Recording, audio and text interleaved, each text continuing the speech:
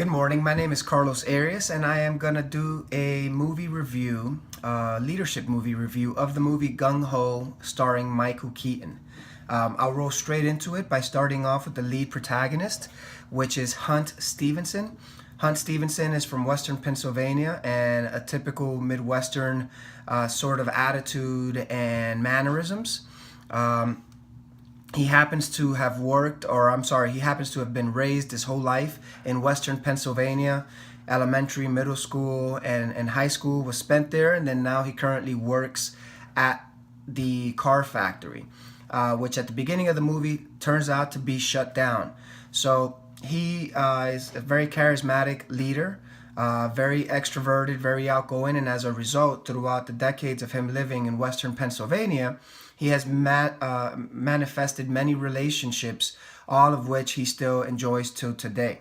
Once the factory is shut down, they do choose him to be the representative for the shutdown factory to go over to Asai headquarters or Asai Motors over in Japan. Now, the trip to Japan is a very long one, but once he does arrive there, it is riddled with a lot of comical scenes, not only him navigating the terrain and directions, but also navigating the culture as well. One of the opening scenes is that on the way to trying to find the Japanese executives, he does meet the supporting actor or the supporting role of Katsuhiro. Now, Katsuhiro is a Japanese executive who, at the time that Hunt meets him, is being shamed for his poor performance as a leader. This, of course, includes him wearing ribbons of shame and being yelled at from his own boss, who happens to be standing on a podium. Hunt walks in as the comic relief, asks for the directions, obviously bewildered by the situation, takes those directions and eventually runs into the Japanese board of directors who are going to be making the decision on the fate of the car factory back in the United States.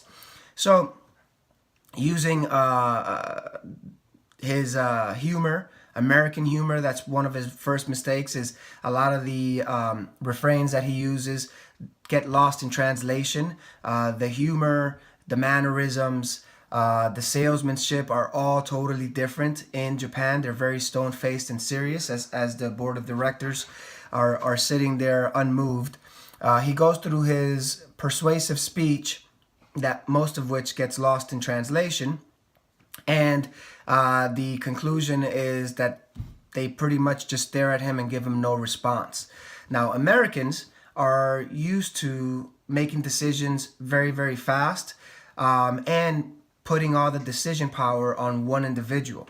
The Japanese, as far as cultures go, make decisions as a consensus, as a group. No one person needs to make the decision by themselves. So he sort of misunderstood that. He thought they rejected his proposal, comes back to the United States defeated, and only a few days later he finds out that they do choose to keep the plant open. The way that they're going to keep the plant open is that they're going to send a handful of Japanese executives to act as the executive board, and they promote Hunt to be the liaison between the two factions, the American workers and the Japanese executives. So Katsuhiro is leading the Japanese executives, and Hunt is leading the American workers, and therein lies the relationship friction and all the things that are to come. Now, one of the main reasons why Hunt was promoted was because obviously not only is he well versed in American culture, but also according to Katz, basic administrative skills make perfect sense, considering that his technical acumen is where it's supposed to be. He used to be a frontline worker, so he understands the technical aspect of the job. Also, he has the human skill necessary in order for him to leverage those relationships or pre-existing relationships which he already had. Hunt and Katsuhiro get to work. One of the first symbolic scenes of the marriage and the initial dysfunction of the Japanese and Americans is when all the executives get up on the podiums, they line up all of the American workers and try and get them through a morning exercise routine. Of course, The American workers think it's a joke. They're laughing. They're not playing along. The executive leaders are doing jumping jacks on a podium, and no one seems to be following along. To which Katsuhiro turns to Hunt and says, hey, lead by example. So Hunt goes downstairs, takes off his jacket, rolls up his sleeves, starts doing jumping jacks, and is leading by example. Little by little, the crowd or the American workers start to catch on, and although their exercises are out of cadence and not in rhythm, they are working together towards a common goal, all of which Hunt Stevenson was the catalyst for. Again, a very symbolic scene, I think, which personifies what the movie is all about.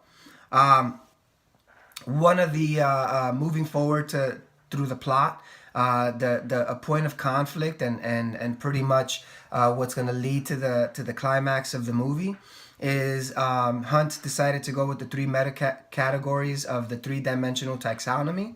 Hunt sets the goal of building 15,000 vehicles using task behaviors, and within the task behavioral approach, he plans the work, sets the performance goals, and monitors the progress throughout the way.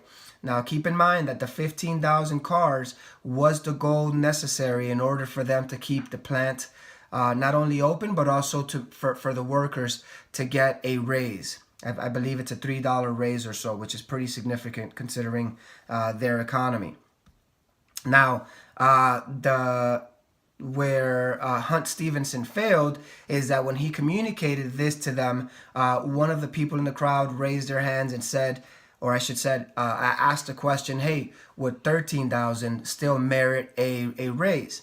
Now, this is where Hunt has a leadership transgression, and to avoid the conflict or the displeasure of the truth, he tells them that yes, that is possible, but the goal should be 15,000. The key here is that 15,000 is the all or nothing standard set by the Japanese. The American workers believe that 13,000 would merit a raise. And in that 2,000 car gap is where most of the friction is going to come from, and it's also the leadership gap. It was immoral and unethical for Hunt to tell the American workers that would work. Not only are we messing with their family and their livelihood, but it's just the leader's responsibility to give the news as objectively as possible, set performance goals, and then also keep to those performance goals. In doing so, he also lowered the standard, which is not a way to transform an organization and increase productivity. So that was one of the few transgressions where Hunt may have had a fallback. Fast forward to the end of the movie, we have Mr. Sakamoto, which happens to be the president of the company or the highest executive of the company, and he is inspecting the 15,000 car. He's going through the inventory, aggregating all the vehicles, and finds out, that the American workers have been working day and night to try and meet this goal. A lot of friction, a lot of work. They really did do an outstanding effort in doing so. And as it turns out, I believe they were like 13 or 5 cars short. The last cars are inside. When he goes inside, he sees a lot of incomplete, dilapidated vehicles, which would by no stretch of the imagination pass inspection. But beyond the vehicles, what he sees is unit cohesion, exhausted workers who share a common goal, common interest, camaraderie. He sees a bond between them, and although they did fall short of the goal of 15,000, Mr. Sakamoto makes the decision to keep the plant open, to which of course they all rejoice, and his second in command gets demoted in the process. Now, the key here is that Mr. Sakamoto did use transformational leadership. Throughout the movie, he seemed to be the antagonist of the movie, but as it turned out, in the end, he was right all along. All he wanted was a good team. The output, the results were secondary to him. What was primary was the cohesion of the team. Overall, excellent movie. had positive and negative traits of leadership, all of which were covered in the course, and excellent example of all the things that you should do and should not do. That's pretty much it. Thank you so much. Great course.